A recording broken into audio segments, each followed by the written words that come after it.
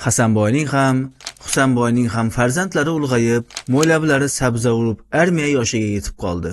Husanboy o'g'liga albatta harbiy xizmatni o'tash shartligi haqida qat'iy tayinladi. Hasanboy esa o'g'il bola o'zi hal qilishi kerak deb turib olgan.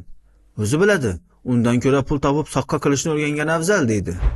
Bir yil nima bo'libdi? Shamoldek o'tdi ketdi. Hasanboyning o'g'li armiyadan keliboq Milliy gvardiyaga ishga kirdi. Mahalladagi hamma qizning ko'zi unda. Armiya yigitchani haqiqiy erkakka aylantiribdi. Shuning uchun ota-onasi uning boshini ikki qildi qo'ydi. Yaxshi ishlagani, yosh oila bo'lgani uchun esa komandirlari uy berdilar.